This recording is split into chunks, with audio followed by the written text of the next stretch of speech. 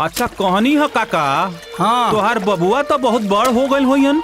हाँ बड़ तो हो गल हुई। जाए दा, हमनी के समाज में एगो पढ़ल लिखल लड़का रही तो पूरा धोबी समाज के ओकरा पर नाज रही। काहे ना, अब भोले बाबा के कृपा से उनका अला के बाद एक बढ़िया सरकारी नौकरी लाग जाए नू बस। लागी लागी काहे ना लागी काका। उ दिल्ली में पढ़ा था, सबके बस के बात नहीं खे नु दिल्ली में पढ़े के। अब हमनी जाके चिट्ठी नानो लिखाओ के पड़ी काका। हाँ हाँ हाँ हाँ काहे ना हो। ये बात तो सही बोल रहा है बाबू।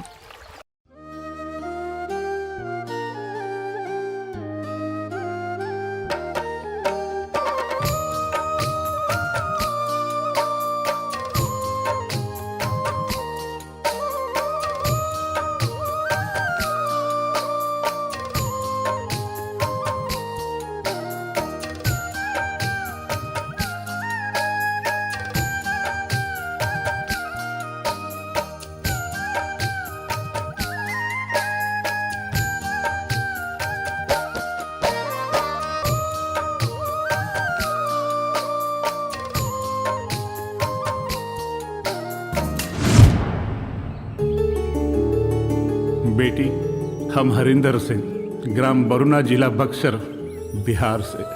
हमनी के तोरा के बहुत खोजतानी बेटी। अरे तोहार रोहित भी तोरा के बहुत खोजता। हे बेटी, जितना जल्दी हो सके घरे वापस आ जा। तोरा माई के रो रो के बहुत बुरा हाल बा। वो तोरा खातिर बहुत बेचैन बानी। अगर ये खबर अखबार में पढ़े के मिले बेटी तो पढ़ते ही तू अपना घरे आ जा। हमने सब बहुत परेशान बानी। हे बेटी, हम हाथ जोड़ के तोरा से माफी मांगता नहीं। अपने बाप के माफ न करो बेटी। जितना जल्दी हो सके घर वापस आ जा बेटी।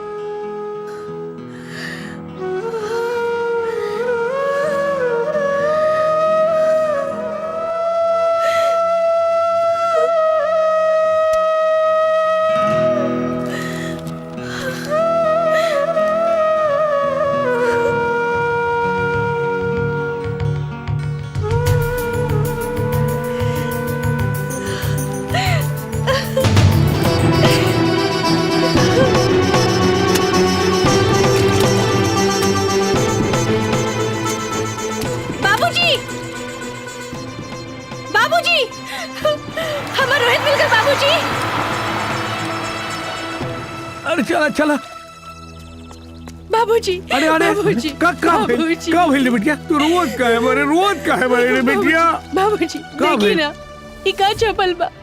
हमार रोहित हमके मिल गल बाबूजी। अच्छा। और वो हमके खोजे ताड़े। हाँ। और हमार बाबूजी हमके गावे बुलावले बाड़े। ई कागज हमके पहले कहे न मिलल। ये सब तो बाबू के लीला है बिटिया। वो जे करेला ना, सब यही जे करेला। बाबूजी हम अपन गावे जाए के चाहता नहीं। एकदम बेटा, तू अभी के अभी जा, अभी अपने गाँव जा, संभाल के जाइए बेटी। बाकी बबुआ भी तो घर आनल बाड़े। तो ओकर चिंता जित करा। ओके लेके हम आए तोरे गाँव में बेटी। ओके लेके हम आए। जा तू जाए के तैयारी करा। जा बेटी। ठीक बा।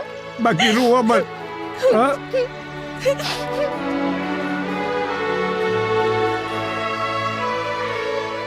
हे भगवान, चला। बा प्रभु, तोरो भी अजीब खेल बा प्रभु। केहू की का दे ली, केहू से का ले ली, केहू के मालूम नहीं के।